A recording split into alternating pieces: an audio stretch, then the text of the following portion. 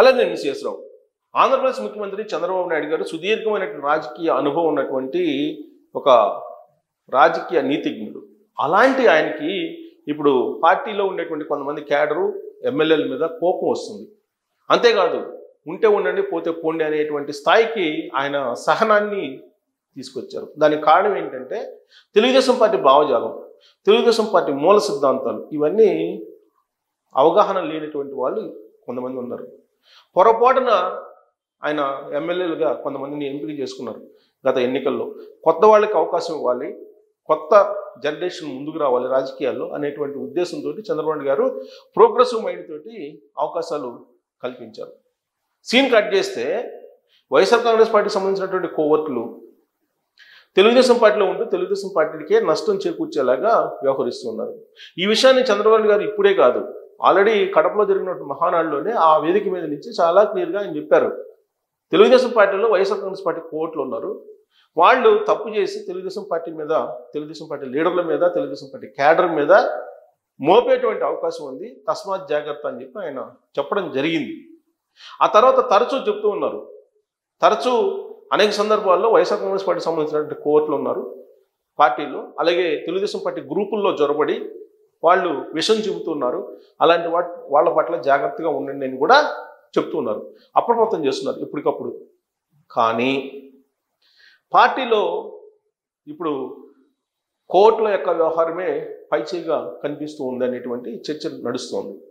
YSR Congress party కోర్టుల యొక్క వ్యవహారమే పైచేయిగా, అలాగే సెక్రటరియట్లో కానీ లేదంటే పార్టీలో కానీ లేదా బయట కానీ క్షేత్రస్థాయిలో కానీ ఇవాళకి కూడా వైఎస్ఆర్ కాంగ్రెస్ పార్టీకి సంబంధించిన కోర్టుల పవరే నడుస్తుంది అనేది బలంగా వినిపిస్తుంది. దానికి సంబంధించినటువంటి న్యూస్ కూడా తరచూ తెలుగుదేశం పార్టీ గ్రూప్స్లో వస్తూ ఉంది. వాటిలో ప్రధానంగా చూసుకుంటే కనుక రోజా మీద ఆరోపణలు ఉన్నాయి, అవినీతి ఆరోపణలు. అటు రిషికొండకు సంబంధించినటువంటి అవినీతి మీద కానీ లేదా నగిరిలో జరిగినట్టు అవినీతి మీద కానీ తెలుగుదేశం పార్టీ ఒక షార్ట్ షీట్ వేసింది. దాని మీద విచారణకి ఆదేశిస్తే ఆ విచారణని ఒక కీలకమైనటువంటి ఐఏఎస్ సచివాలయంలో అడ్డుకున్నారు అనేటువంటిది విస్తృతంగా చాలా కాలం నుంచి వినిపిస్తుంది. దీంతోపాటు ఈ మధ్య శ్రీలేఖ అనేటువంటి ఒక ఆర్డీఓ శ్రీలేఖ గారు వైజాగ్లో పనిచేస్తూ ఉంటే ఆవిడ్ని జిఐడికి బదిలీ చేశారు. జిఐడికి ఎందుకు బదిలీ చేశారంటే గతంలో ఉండేటువంటి చీఫ్ సెక్రటరీ ఒక అతను అక్కడ అసైన్ ల్యాండ్స్ని కొనుగోలు చేశారు పెద్ద ఎత్తున. దానికి సంబంధించిన న్యూస్ కూడా బయటకు వచ్చాయి. ప్రీ హోల్డ్ చేసినటువంటి భూముల్ని అనేకం వాటిని రిజిస్టర్ చేయించుకోవడానికి అక్కడ తతంగాన్ని నడిపేటువంటి ప్రయత్నంలో భాగంగా శ్రీలేఖ గారు అడ్డుకున్నారు. అందుకే శ్రీలేఖని ఆ పోస్టులో నుంచి లేకుండా గతంలో వైఎస్ఆర్ కాంగ్రెస్ పార్టీ అధికారంలో ఉన్నప్పుడు కీలకమైనటువంటి ఐఏఎస్గా పనిచేసినటువంటి అతను ఆపరేషన్ చేశాడు. ఆ ఆపరేషన్కి తెలుగుదేశం పార్టీ సంబంధించినటువంటి ప్రభుత్వంలో ఉన్న ఒక కీలకమైన ఐఏఎస్ సచివాలయంలో సహకరించాడు. అందుకే శ్రీలేఖ గారిని జిఐడికి అటాచ్ చేశారు అనేది కూడా వినిపిస్తుంది. దాదాపు కొన్ని లక్షల ఎకరాలు రాష్ట్ర వ్యాప్తంగా గల్లంతయ్యాయి. దాదాపు 5 లక్షల ఎకరాలకు పైగా గల్లంతయ్యాయి అనేది ఇప్పుడున్నటువంటి కూటమి ప్రభుత్వమే చెప్తుంది. ఆ మేరకు కంప్లైంట్స్ కూడా వచ్చాయని చెప్పి చెప్తోంది. అలాంటి భూముల్ని రిజిస్ట్రేషన్ చేయించుకోవడానికి గత ప్రభుత్వంలో ఉండేటువంటి కీలకమైనటువంటి ఐఏఎస్లు ఇప్పుడు ఉన్నటువంటి ప్రభుత్వంలో ఉండేటువంటి కీలక ఐఏఎస్లతోటి చేతులు కలిపి వీళ్ళు నికార్సైనటువంటి అధికార యంత్రాంగాన్ని, నికార్సైనటువంటి ఉద్యోగుల్ని టార్గెట్ చేస్తూ వాళ్ళ క్షేత్రస్థాయిలో లేకుండా చేస్తున్నారు, వాళ్ళ దందాలకు అడ్డుపడుతున్నారు అనేటువంటి క్రమంలో. అంటే మీకు యంత్రాంగంలో అడ్మినిస్ట్రేషన్ విషయంలో కూడా ఇలాంటి కోవర్టిజం నడుస్తుంది. అలాగే పార్టీలో తెలుగుదేశం పార్టీలో కూడా వైఎస్ఆర్ కాంగ్రెస్ పార్టీ కోర్టులు కొంతమంది జొరబడి అసలైనటువంటి తెలుగుదేశం పార్టీకి సంబంధించినటువంటి క్యాడర్ని ఎప్పటికప్పుడు ఏదో ఒక రూపంలో ఖారారు చేస్తూ గ్రూపుల్లో జొరబడి నానా హంగామా చేస్తూ ఉన్నారు. ఇదన్నీ గమనించినటువంటి లోకేష్ గారు ఈ మధ్యనే ఒక మీటింగ్లో మాట్లాడారు. కొంతమంది తెలుగుదేశం పార్టీలో సూడో మేధావుల్లాగా వ్యవహరిస్తూ ఉన్నారు. న్యూట్రల్స్ పర్సన్లో కొంతమంది జర్నలిస్టులు కూడా ఎంటర్ అయ్యారు. దాంతోపాటు గ్రూపుల్లో కొంతమంది వాళ్ళ క్యాష్ను కూడా మార్చుకొని చివరి ఉండేటువంటి నేమ్స్ని మార్చుకొని గ్రూపుల్లో జొరబడి ప్రభుత్వం మీద విషం చెబుతూ ఉన్నారు. ఇది మంచి పద్ధతి కాదు అని చెప్పి ఆయన చెప్తున్నారు. చెబుతూ ఎవరు సూడో మేధావులు అనేది కూడా తెలుసు మాకు, మేము ఒక నిఘా వేసి పెట్టున్నాము, ఖచ్చితంగా వాళ్ళ మీద చర్యలు తీసుకుంటామని చెప్పి లోకేష్ గారు కూడా చెప్తున్నారు.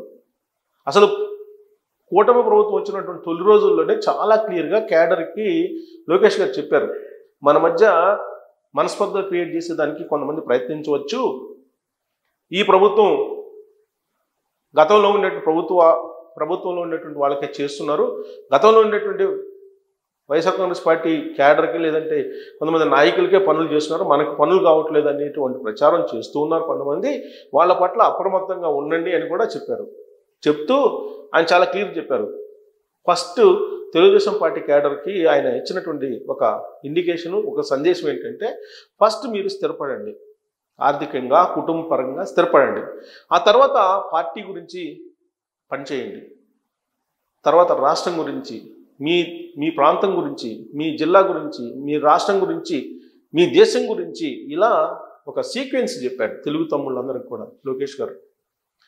అలాగే ఫస్ట్ మీరు బాగుపడండి, మీరు స్థిరపడండి, మీరు స్థిరపడిన తర్వాత పక్కన ఉండేటువంటి వాళ్ళకి మీకు సహాయ సహకారాలు అందించారు, పార్టీకి తోడ్పడినటువంటి వాళ్ళకి మీరు సహాయం చేయండి. ఒకవేళ ఆ విధంగా చేయడానికి అక్కడ పరిస్థితులు అనుకూలించకపోతే అక్కడ ఉండేటువంటి ఎమ్మెల్యేలకు చెప్పండి, వాళ్ళు కూడా సహకరించకపోతే జిల్లా ఇన్ఛార్జి మినిస్టర్కి తెలియజేయండి, వాళ్ళు కూడా సహకరించకపోతే నేరుగా మంగళగిరి ఆఫీస్కి వచ్చి తనకి రిపోర్ట్ ఇవ్వండి, తనకి తెలియజేయండి, ఖచ్చితంగా దానికి నేను పరిష్కారం చూపిస్తానని చెప్పేసి లోకేష్ గారు చాలా క్లియర్గా చెప్పడం జరిగింది.